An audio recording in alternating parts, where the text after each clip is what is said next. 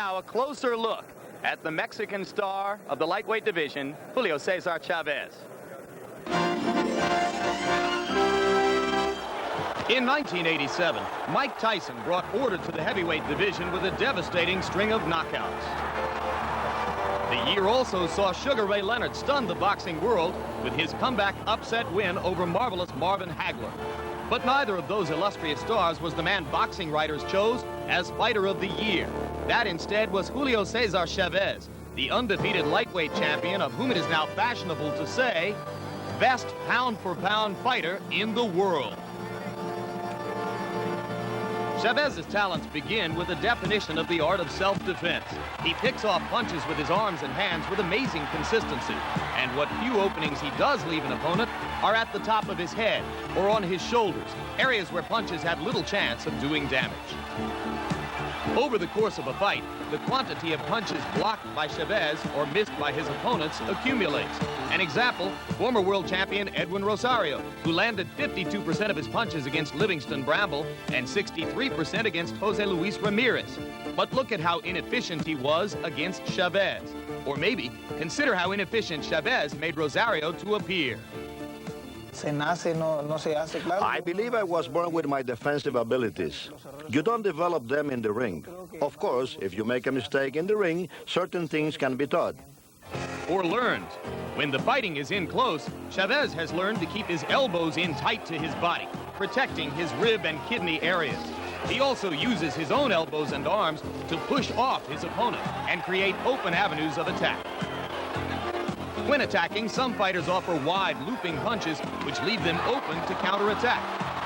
Chavez prefers short, straight punches to the body, which not only offer protection, but efficiently wear down his opponents. Hitting the body is fatal, because little by little, if you begin to hit your rival, keep hitting his body, then between rounds, your rival begins to lose his speed and strength. There is a saying that if you hit the body, the head will fall on its own. Indeed, the Chavez attack merely begins at the body. Against Rosario, he landed a remarkable 61% of his punches. In punch stat computations, other lightweights are shown to be far less efficient. Greg Haugen landing 48%, Jose Luis Ramirez 25%, Hector Camacho 24%. This efficiency can in part be attributed to a training load which separates Chavez from most other fighters.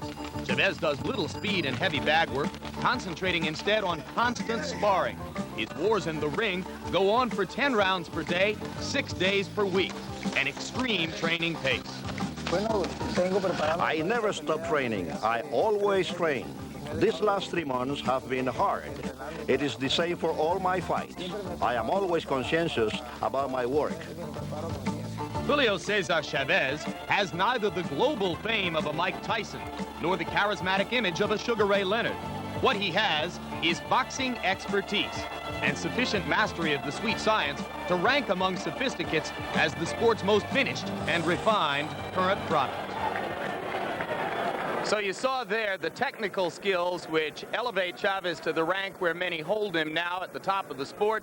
Tonight, however, Ray Leonard, he faces for the first time in his career a southpaw fighter. How difficult a challenge is that likely to be?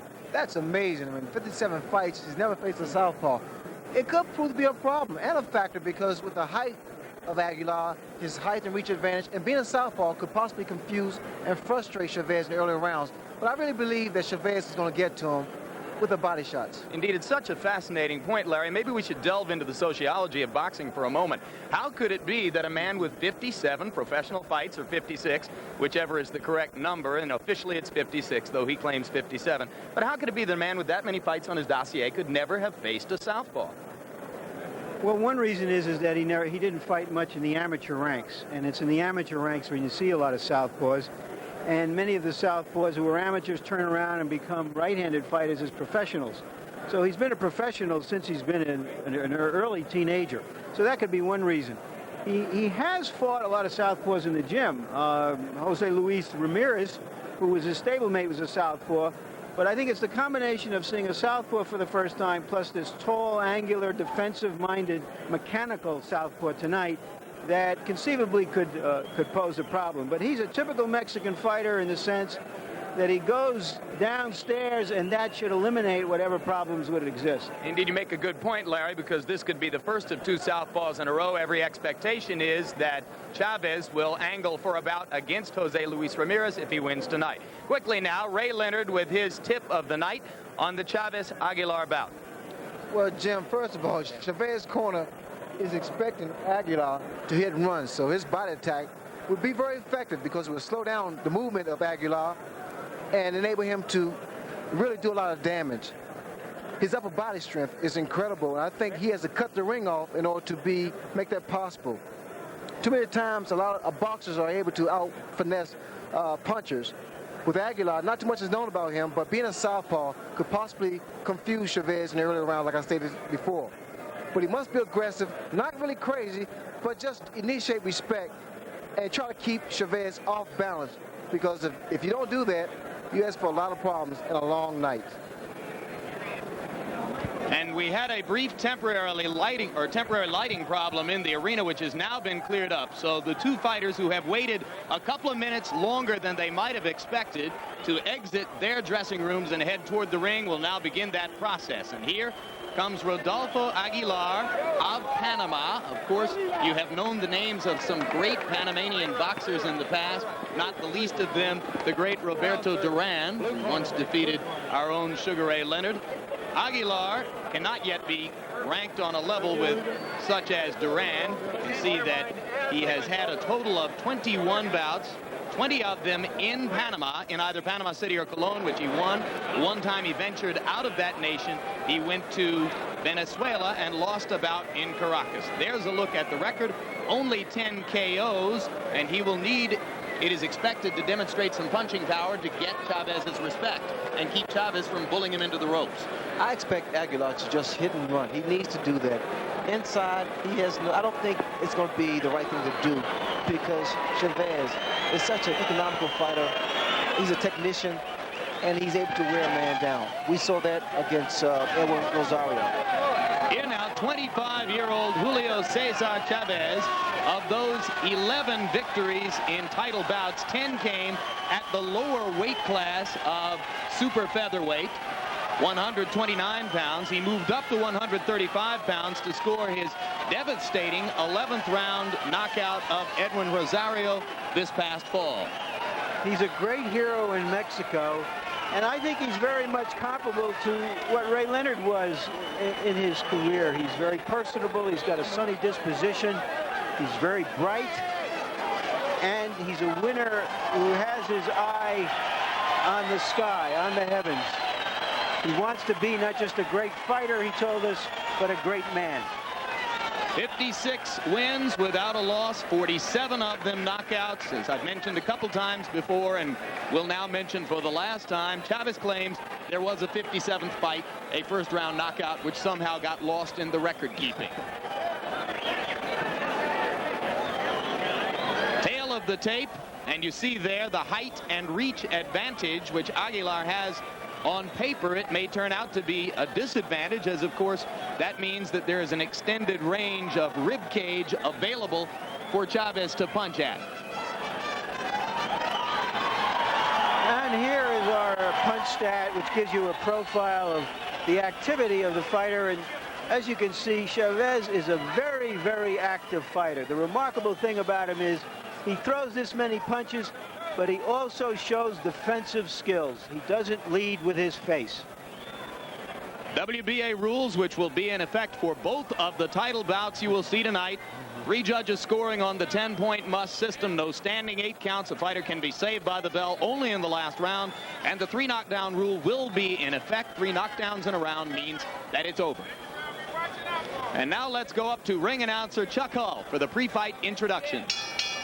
Good evening, ladies and gentlemen. On behalf of Don King Productions, Main Events Monitor, Cedric Kushner Limited, the Miller Light Beer, and the Miller Brewing Company, I welcome you to the Hilton Center of the Las Vegas Hilton Hotel, where tonight you will experience an evening of World Championship boxing. These bouts are sanctioned by the Nevada State Athletic Commission, Herb Santos chairman, Chuck Minker, the executive director. The commissioners at ringside this evening are Doctors Elias Ghanem, Freddie Little, Dwayne Ford, and Dr. James Nave. The WBA representative at ringside tonight, Dr. Elias Cordoba. The officials assigned by the Nevada State Athletic Commission for the next contest of the evening. The judges are Art Lurie, Patricia Jarman, and Lou Tabbitt. The timekeeper is Charlie Roth. Counting at the knockdowns, Al Bisick.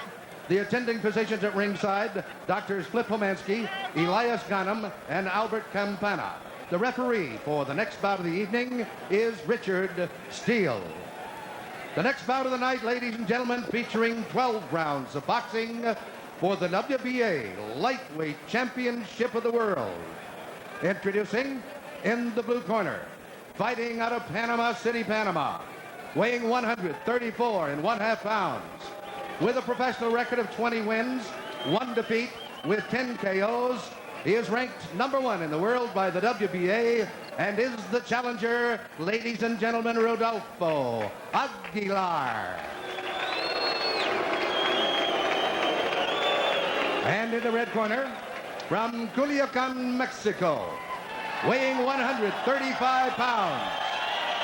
This young man's professional record consists of 56 wins, no defeats, with 47 KOs. He is the WBA Lightweight Champion of the World, Julio Cesar Chavez.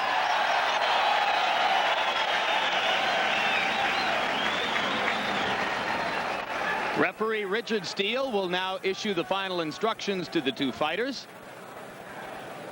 It's interesting to note that Luis Spada, the veteran manager of Aguilar, was quoted in Sports Illustrated magazine after Chavez's destruction of Rosario as saying no way he would put his fighter in for a title shot against Chavez. But of course, here he is. And Aguilar said himself that he talked Spada out of it. He insisted on the fight. We'll see which one of them was the smarter. Well, of course, Spada doesn't have to go into the ring with him. You're going to see that Chavez is going to drill a lot of right hands home. As he just did. The right hand and the left hook are the most effective punches against the southpaw because of the way the southpaw keeps his hands.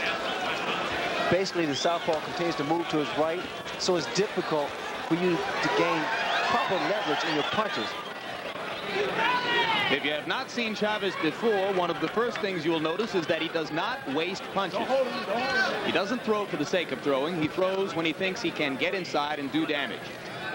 I think the early rounds are going to be problems for Chavez unless he's able to hurt his man. You see with Aguilar, very quick hands, awkward because of his style. And he's tall, he's rangy.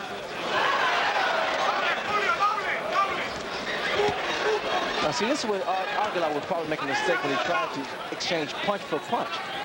Chavez is a much deadlier puncher. For the moment, Aguilar doesn't appear to be frightened of Chavez, as he has been willing, as you say, Ray, to exchange punch for punch.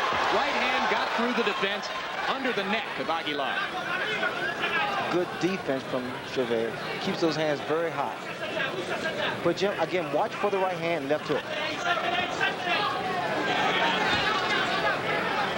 Chavez is focusing his eyes on a point at the middle of Aguilar's chest.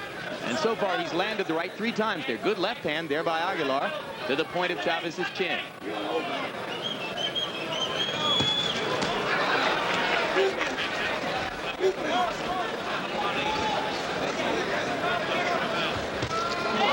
Again, the right hand gets through.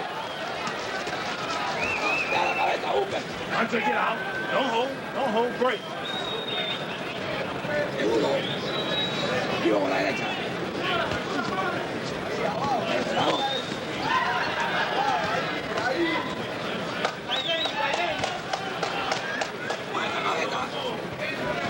Now this is what frustrates fighters by fighting southpaw, especially if a guy has good hand speed. And this is what Aguilar is doing. He's staying busy. Not really a big punch here. Chavez goes to the uppercut 3 times. Didn't really land with any of them. There, the right hand scores again. See, it's tough for Chavez to get set. There seems to be a cut over the left eye, maybe mistaken, or a slight abrasion. There's blood over the left eye of Chavez. Again, the right hand gets through, and again, Aguilar goes down. 4, Straight 5, right hands. 6, 7. Close to the end of the round. And that's it. So in the final 15 seconds of round one, Julio Cesar Chavez made his presence felt with the right hand. Well, we said he had to look impressive, and he certainly looked impressive. Let's go to Tito Alba, our interpreter, to find out what's going on in the corner of the challenger. Lo tenés cortado en una ceja, lo tenés cortado.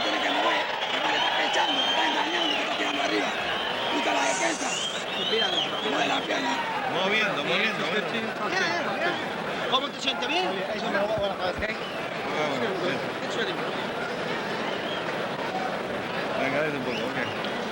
Obviously, there's the knockdown, that clean right hand. He landed several clean shots during the round. There's a second one. And obviously, Aguilar was still shaken midway through the rest period.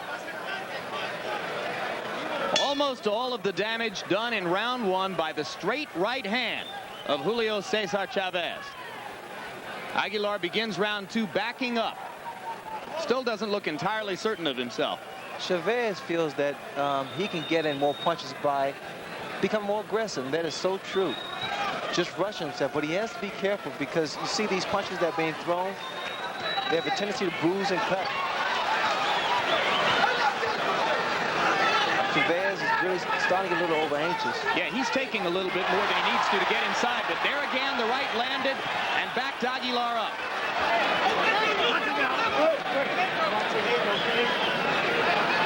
Chavez wipes the blood from his own eye and looks at it on his glove.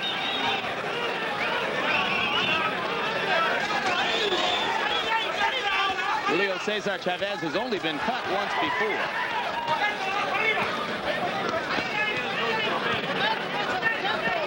Chavez can't just stand there and take those punches like that. Although Aguilar's not really a big puncher. Yeah, and he takes a punch pretty well. And he took what Edwin Rosario had to offer, and Rosario may be the hardest puncher in the lightweight division. But what's happening here, Jim, is the fact Aguilar's scoring points. Ray, do you feel that Chavez feels some urgency about this situation because he knows he does have some blood, or even if it isn't serious? I see a sign of frustration in the eyes of Chavez because normally he's a much more composed fighter. He takes his time and he's able to put his punches together. Here against the southpaw, he's having major problems here.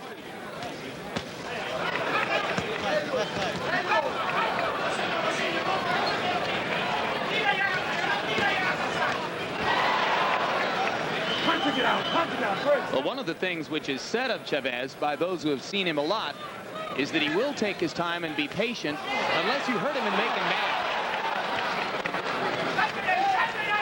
I was expecting more body shots from Chavez to bring those hands down with Aguilar, to slow that movement down with Aguilar.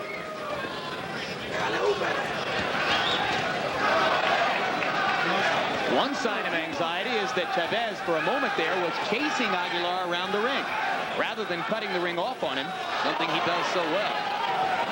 For Chavez, he needs to throw combinations and stop trying to load up with one punch. And that's what he's doing here. Fewer than 30 seconds to go in round two, as you can see. This is not really a good round for Chavez. No, a pattern of frustration beginning to develop here for Chavez. He just did bloody Aguilar's nose with a left hook.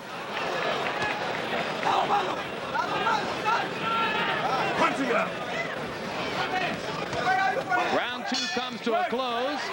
Chavez continuing to deal out punishment, but perhaps not at the rate he might most prefer. And now we go to Chavez's corner. I thought Aguilar made a good comeback in that round, considering what happened to him at the end of the previous round. Okay, keep on fighting. You're doing very well. Now, keep on fighting with two hands. Always go upstairs. We are going to win this fight. Left hook, left hook and right. Left hook and right. It's already done. No more problem here. Let's get it work. Let's get to work. Left hook, always left hook. Eso, no se preocupe, eso está... Vamos. Here's Chavez burring in again and landing a good solid right on the mouth and backing up Let's go, second, let's go. Aguilar. Well, Aguilar did come to fight, and although he may not win this one, he's showing his manager that he's willing to stand in there with a man who's regarded as one of the best fighters in the world. You see the names of the fighters and the colors of the trunks which identify them in this WBA World Lightweight Championship bout. First of a doubleheader here from the Las Vegas Hilton on HBO. You notice that Chavez is starting to reach in with his punches. Starting to really become over anxious. Not really setting his man up. The jab would do that also to get closer.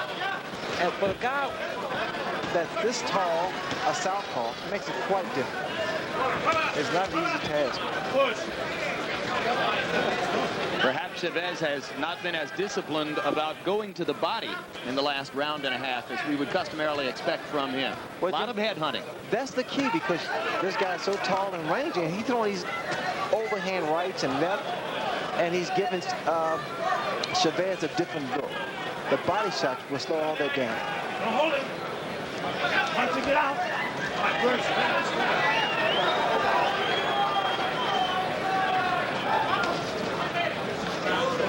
Certainly Aguilar has taken the worst of it so far, but by the same token, he seems to be gaining confidence with each passing minute. There is definitely frustration in the eyes of Chavez. I know he's dropped his hands. Again, Aguilar's not really a big puncher, but his punches do sting. And he's starting to find avenues through which to land them, Ray. A couple of right hands to the side of Chavez's head moments ago.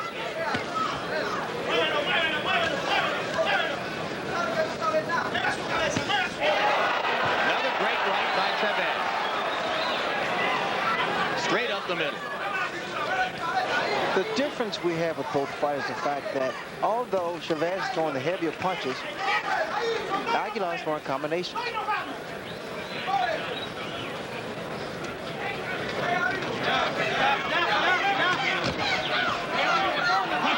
Punching it out. All right, great. Chavez landed twice to the head during the clinch before Richard Steele could pull them apart. A couple low blows by both fighters. And Aguilar becoming increasingly more active as the third round moves along. In the final 30 seconds of round 3 of this first of 2 World Championship bouts. Waiting in their dressing rooms, Marlon Starling, the WBA welterweight champ, and Mark Freeland in the role of challenger.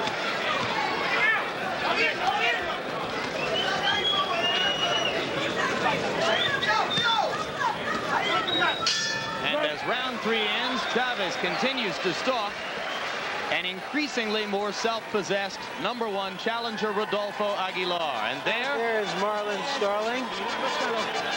Very self-possessed fellow. How you liking me now? A man who had to believe in himself because not too many other people did.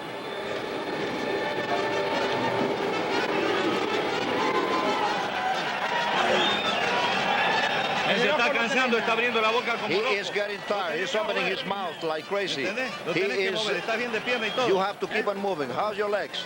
Un poco de vaselina, un poco de vaselina. Okay, some Vaseline, some Vaseline. The legs are okay? Listo, un poquito. Okay. Agua. Water. Vamos. More water. Vamos, moviendo, Okay, move it. Jab, please. If you had taken 3-to-1 odds that you could get here in the legal bookmakers, that the fight would have ended by the end of the third round, you would have lost your money. It's even money if the fight doesn't go past 6 rounds. you saw in the corner the tiny cut on the left eyelid of Aguilar, which now ranks as a target for Chavez, but Aguilar lands twice in close.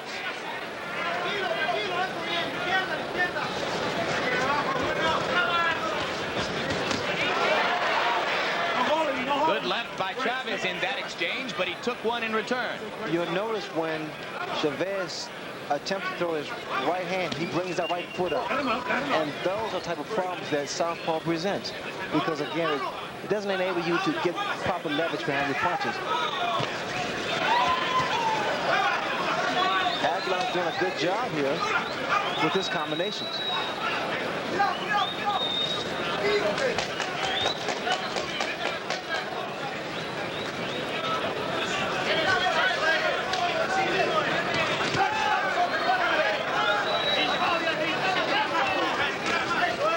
Chavez now back to concentrating on the body, but having more difficulty getting through than was the case in round one.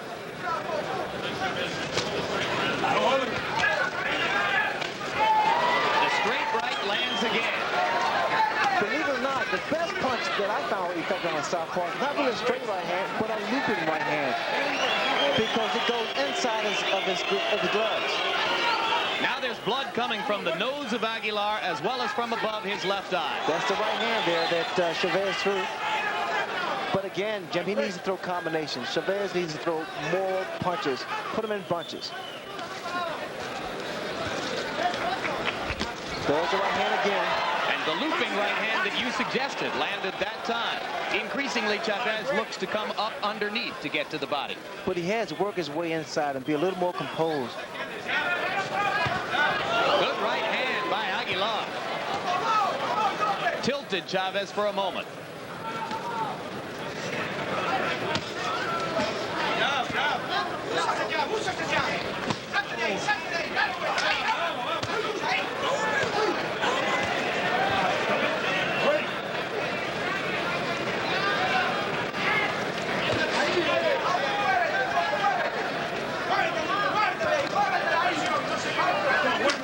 Well, certainly as we proceed toward the closing seconds of round 4, there can be no doubt in Julio Cesar Chavez's mind that he's in against a qualified opponent. Combinations again by Aguilar. Chavez now telling him to come on in. I thought that was a sign of frustration on Chavez's part that he would do that. Aguilar is fighting a very sophisticated fight. He's not running as most of us thought he would. He's fighting what one of his handlers called a technically punishing fight. He's trying to stay outside of Chavez's range and then jump in with those quick, long left hands. Let's go to Harold Letterman, our unofficial official, to see his scoring of the fight. Well, thank you, Larry. I've got it 38-37 in favor of Rodolfo Aguilar in a close fight. I give Chavez an extra point for the clean knockdown in round 1. But Aguilar's doing a great job with hand speed, and I gave him the last 3 rounds because of the fact that he's landed so many punches. I have the exact same score on my card, which means that the man we have designated as the heir apparent to the pound-for-pound championship is going to have to show us some stuff and come from behind. And if he's worthy of that title, then he will come from behind. Chavez fairly sprints out of his corner to begin round 5. And Richard Steele says, hold on just a second. They forgot his mouthpiece. Yeah, he'll need that.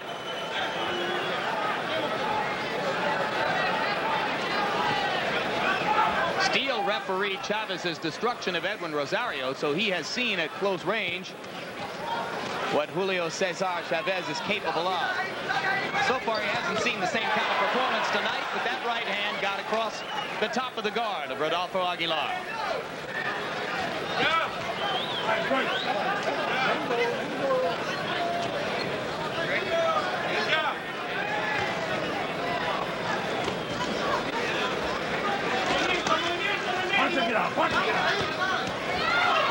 Aguilar landing the jab 2 or 3 times.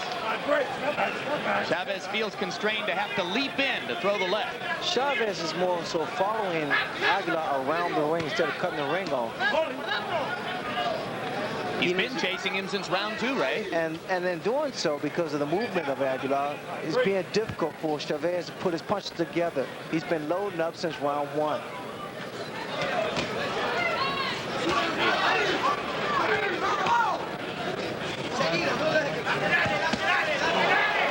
Good left hook by Chavez. And you you saw that the right sent Aguilar reeling for the moment. Aguilar begins to hang on. Aguilar did the right thing, tie his man up, but now he must move because he's still on Quill Street. Another right hand. Now we may see more combinations by Chavez. There's that right hand, that beautiful looping right hand. And Aguilar's left eye is beginning to close up, Ray. The punching of Chavez, the way he throws that looping right hand, because it comes on the blind side of his southpaw.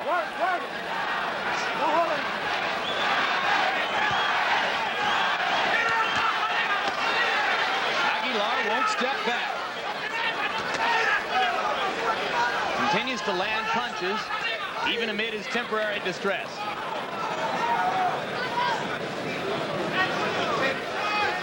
Chavez begins to look a little more composed again.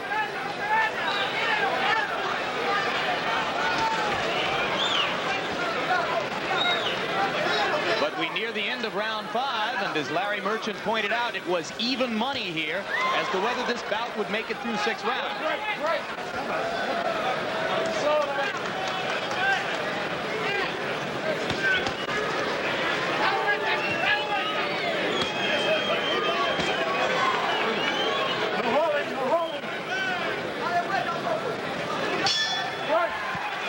That was a much better round for Chavez. If he had, maybe he had the habit of laying back after knocking him down in the first round. He might have relaxed a little. I think he's back into it now. Are you tired? I'm asking you if you're tired. Respirando fuerte. A deep breath. Breathe deeply. Okay. Get the air out. Get the air out. At distance, always throw your jab.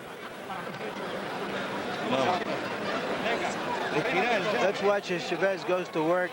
Comes in close, the left.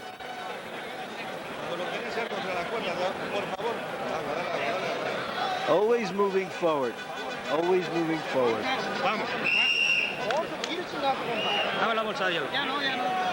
So, Mr. Aguilar is proving that General Noriega isn't the only lightweight in Panama right now. We asked Rodolfo Aguilar if he were acquainted with General Noriega, and he insisted only de periódico, solamente de newspapers. Round 6 begins, and Chavez continues to stalk at close range.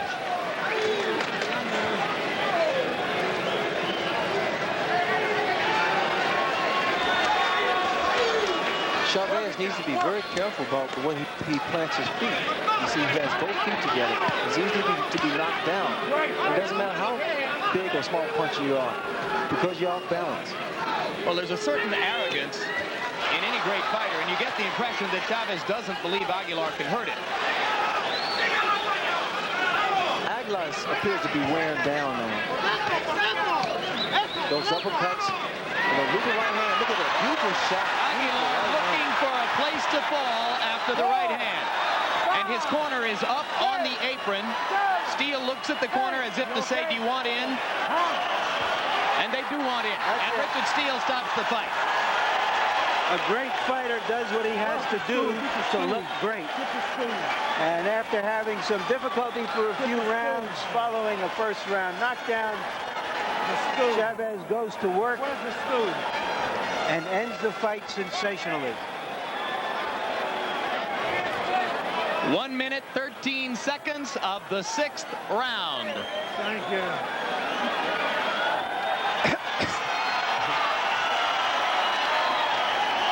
And Julio Cesar Chavez runs his record officially to 57-0.